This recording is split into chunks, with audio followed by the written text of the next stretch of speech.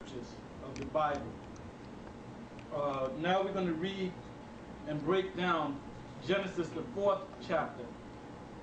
As I said on other tapes prior to this one, the hardest books to break down in the Bible is like the first 5 or 6 books, really the first 3 books, and then certain parts in Genesis 4, 5, and 6. The rest is pretty much history. Then beyond Genesis, the books of Daniel. That's another book that's hard to break down. The books of Revelations. Some of the books of Ezekiel. Pretty much after that is history, and pretty much you can break it down. In later tapes, we'll be going through the other breakdowns, such as the books of Daniel, certain books of Daniel and Revelations, and Ezekiel and so forth. Let's start from Genesis, the 4th chapter, and the first verse, and the brother over here, Gabar, and you can start reading. Genesis, the 4th chapter, the first verse. And Adam knew Eve, his wife, and she conceived. Right, the word knew Eve, meaning he dealt with her, went to bed with her, they had sex, and she conceived. Read on. And bare Cain, and said, I have gotten a man from the Lord. Right, Cain means this. It means that is gotten or required. That's why she said, I have gotten a man from the Lord. And Cain represents the left-hand side, or the evil son. Now I want to say this. I've read in Genesis, the 3rd chapter, about the seed of the serpent and the seed of the woman.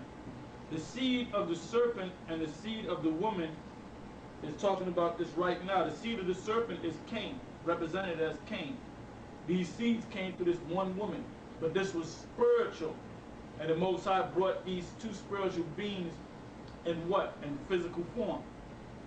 And when we get later on, we will go into the book of Genesis, the 25th chapter, the 19th verse on down, to show you that Cain and Abel represent Esau and Jacob. Read on, brother. And she again bare his brother Abel. Right, because Cain, as you read in Genesis 25, represent Esau, and Abel, which was the righteous son, represent Jacob. And it came in the same order. See, this book, this Bible is spiritual. The way this Bible is written is like a puzzle. If we would go to the book of Proverbs, I'm going to show you something in the book of Proverbs. Because a lot of people look at this book and try to break this book down logically. Oh, logically it doesn't make sense.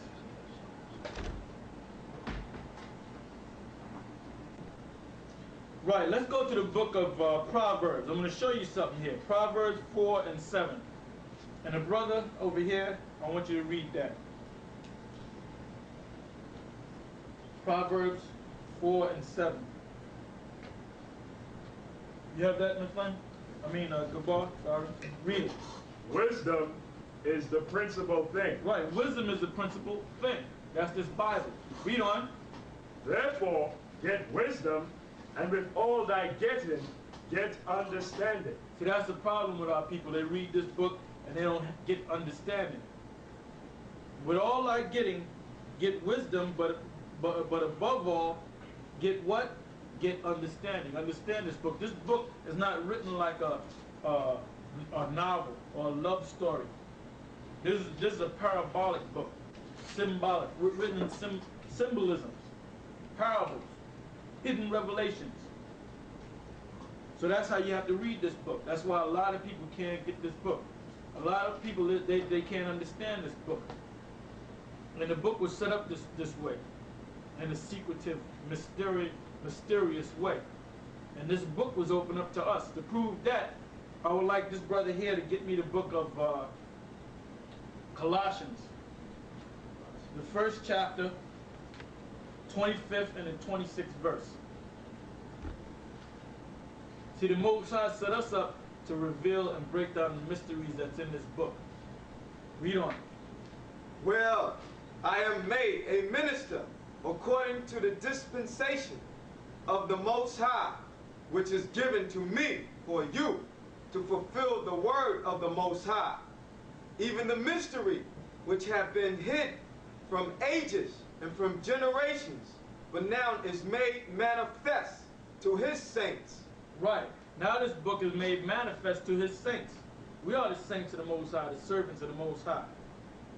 I would like Gabar to go get me Amos the 3rd chapter, the 7th verse, and read that. And we are the servants of the Most High, and we are the prophets of the Most High. The prophets are back. We are the prophets of the Most High, coming back teaching his word.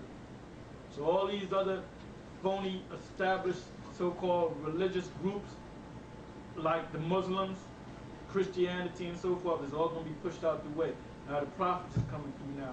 They're going to break this book down correctly, because ain't none of them fools to break this book down. E-Man Isa, he don't know to break down this book. He's a jackass. Pharaoh Khan, another jackass. All right? They don't understand this book, and they're not prophets. They're prophets, all right. They're false prophets. All of them. You name them, they're false. Read, brother. Amos 3 and 7. Surely the Lord power will do nothing, but he revealeth his secret unto his servants, the prophets. See, we understand this book. We know the breakdowns of this book. Now, let's go back to the book of Genesis, the 4th chapter, and read the 2nd verse again. And she again bare his brother Abel, and Abel was a keeper of sheep. Right, a keeper of sheep. For example, David was a keeper of sheep and worked with the cattle and the sheep. In other words, he was a shepherd. His job was a shepherd. Read on. But Cain was a tiller of the ground. Right, he was a tiller of the ground. He dealt with the ground, plants and so forth. But let me say this, because I know a lot of people are going to go off when we read now. Did Cain have cattle? Yes, he had cattle. Did he have to eat meat? You're damn right he ate meat. Don't farmers on their farm that till the ground, don't they have cattle and meat to eat? Yes, they do. That's why a lot of people go off on this here book. Read on. 3rd verse. And in process of time, it came to pass that Cain brought of the fruit of the ground. See, he wasn't supposed to do that. See, the law had already been established. The law had already been established that when you set up certain sacrifices unto the Lord, they were animal sacrifices. So Cain, like a damn fool, brought the fruit of the ground and tried to sacrifice that unto the Lord. So the Lord became mad at him. That's why Cain was known as the wicked. Now, what's that scripture that the brother brought out? John? Yeah, Let's bring that out. This is 1 John 3 and 12. It says, not as Cain, who was of that wicked one, and slew his brother. And wherefore slew he him, because his own works were evil, and his brother's righteous. Right, his own works were evil, and his brother's righteous. Read on. Same brother. And in process of time, it came to pass that Cain brought of the fruit of the ground an offering unto the Lord. And Abel he also brought of the firstlings of his flock. The firstlings of his flock, meaning the best of his flock. And that was established when the law was established, given to Moses to give to the children of Israel. Because 10% was supposed to go towards the priest.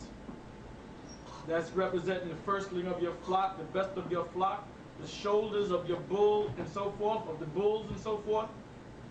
The best was supposed to be given unto the priest. Read on. And of the fat thereof. And of the fat thereof. And then the priest was the one that instructed you how to set up the altar to burn incense and make sacrifice unto the Lord. But now, we don't do that today. In the modern world, we don't do that. Why? Because Christ became the main sacrifice. That's why Christ, in the book of Revelation and in other books, he is known as the Lamb.